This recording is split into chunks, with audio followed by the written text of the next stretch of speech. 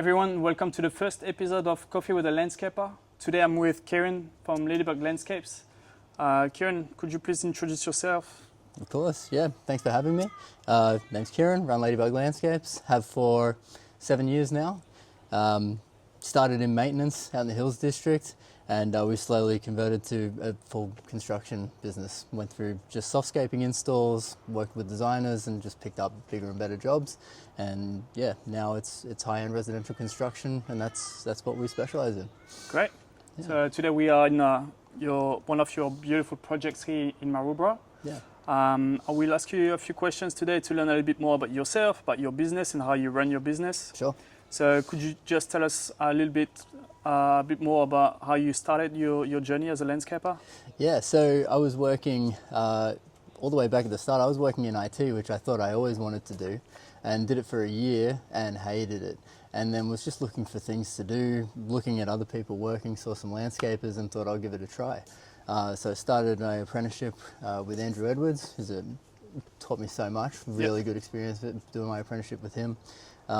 Went from there and did some team leading at some maintenance companies. Got my Cert 3 in landscape construction while I was working through those. And then had a bad experience with a boss at one of the maintenance companies, and I don't think that company runs anymore, but it sort of gave me an inspiration to start Ladybug, even though I didn't really have enough footing to begin with. So it was a struggle at the start. Got into maintenance, and I was literally knocking on doors. It's just, hey, can I cut your hedges? Can I do whatever?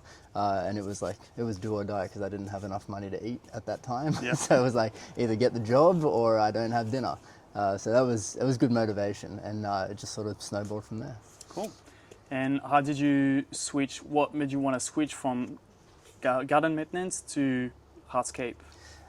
It was honestly, like, we took on employees pretty early on. Yep. They showed a lot of interest. I actually found construction quite frustrating and got into the maintenance side of it because I found that more relaxing, and you could predict cash flow, and it was good for business. And then my employees showed interest in the construction side, and I actually have good knowledge of construction, I just didn't like doing it. And then the opportunities just sort of kept popping up, and I thought, well, look, I'll pursue it, we'll teach the guys, they'll see more about gardens, and it sort of just developed. So it wasn't really like a decision to go into it, it was just that those opportunities were there to follow, and then we followed them. Cool. No regrets so far? No, it's been great. Cool. It's been great. Beautiful. So can you tell us when you started moving from maintenance to construction? What year was it? I think it was in our 4th year of doing maintenance that we started. So construction's only been sort of recently. Yep. I did my apprenticeship in it and saw some really great projects through there. But the business completely phased out maintenance 2 years ago, and we've been construction. So there was a little bit of like a period where we were looking after some clients that we'd looked after their properties for a long time, and then we moved from Hills District into eastern suburbs and around the city, and wherever the good projects popped up. And yeah, we just sort of phased out those maintenance contracts and got rid of the last one 2 years ago, and then it's been construction only since then. Okay, beautiful. Yeah. So what can you tell us, what has been your biggest challenge since you moved your business from maintenance to construction? It's the unforeseens. Yep. For sure. There's so many elements to landscaping. Like we're definitely the jack of all trades. Like today we were doing some irrigation, so today I was a plumber. Yesterday I was planting. The day before that we were doing masonry. There's so many disciplines in landscaping that just come in themselves, have a lot of things that you have to learn. And my guys are great, but there's such a wide variety of skills that there's always something that pops up, something that could have been done better. Or landscaping as well is a lot about aesthetics, and so the employee's different eyes, they see something that looks good that I don't like, that the designer might think differently, and there's always these conversations happening about what the right way for something to happen is, and it's navigating that and making sure that at the end of the job everyone's happy, it looks good, it's structurally going to stand up. Yeah, I think it's those. Just trying to see the unforeseens has been a big challenge. Okay. So do you have any tips to manage those unforeseens, or what would you recommend to? Well, I'm bad at everyone? it, so I probably have a good take on it, but I don't follow it. You should niche.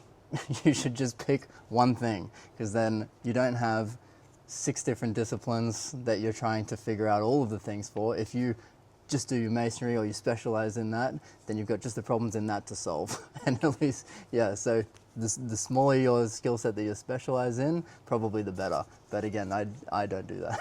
Okay. We do everything. So what are your boys specialized in? Like, do they have special skills for, or what's the deal with I them? mean, because we come from a maintenance background, and a lot of my guys have been with me through the transformation of the business from maintenance to softscape install to construction, I think see, like I would say our strength is our plant knowledge and horticultural skills, basically. So we're always leaning towards like softer, lush landscapes, not so much structure. The guys are good at it, but our specialty would be softscape. Okay, beautiful. And so how many staff members do you have on at the moment? We've got 5, including myself. 5 full times? Yes. Okay, beautiful. And so where do you see Ladybug Landscapes in the next year or 5 years? Well, I've always been a very collaborative person. So all through our journey, we work with different landscaping mobs, either as subcontractors or we bring them on and work under us, or we work under them. And opportunities have come up for merger with another company. We're pursuing that because it's a great company that has given us the offer to work in with them. So the next year is going to it's going to be based around that merge and creating something bigger and better than what we've got at the moment. Nice. Yeah. Okay, cool. If you had to talk to the Kieryn who started his business on his first day, what would you tell him to do differently?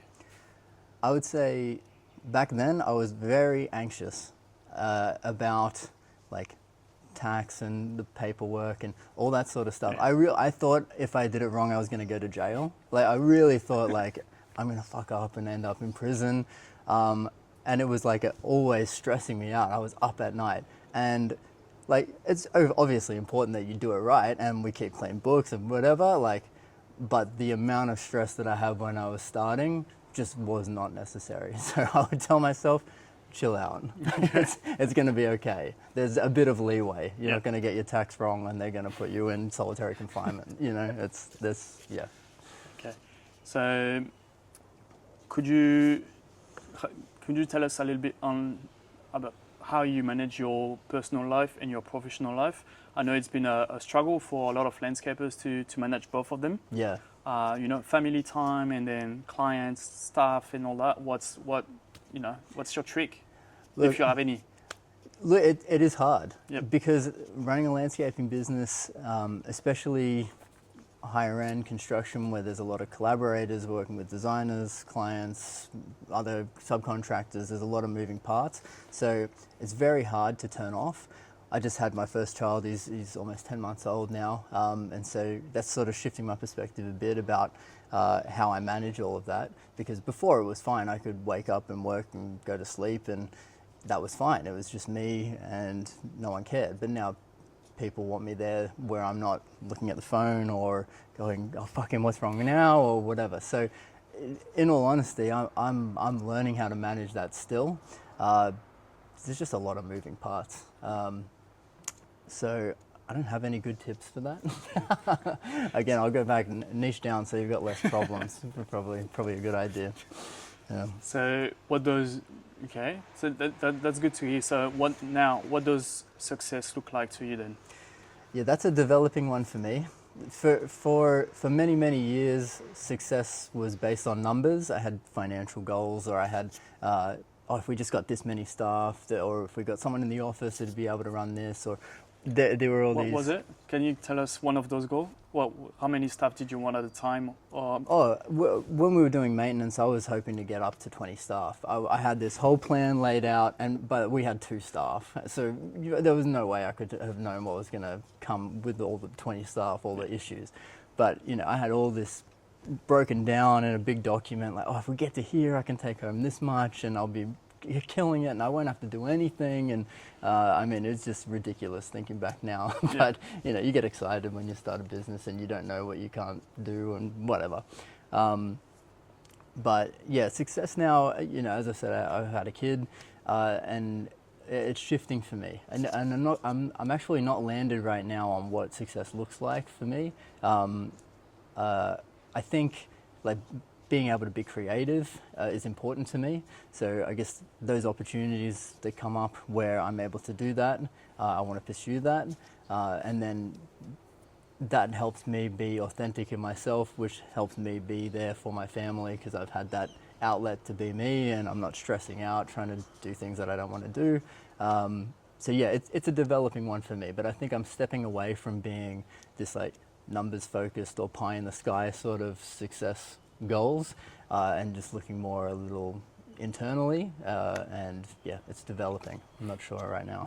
Okay. Beautiful. Well, Kieryn, thank you for being my first guest. Of course. And it was very important for me to have Kieryn on our first episode. Kieryn has been part of the landscaping agency's journey since our early days. So it was very important for me. So thank you again, Kieryn. Hey, just to anytime. finish off, I would if you could share with us the most interesting job that you've done. That would be amazing. Yeah, we've done a lot of interesting jobs. You know, we've pivoted through a lot of different disciplines, coming into where we're at now. One of the most interesting ones, we had a job where we were subcontracting for another mob who were working for a company called Publix.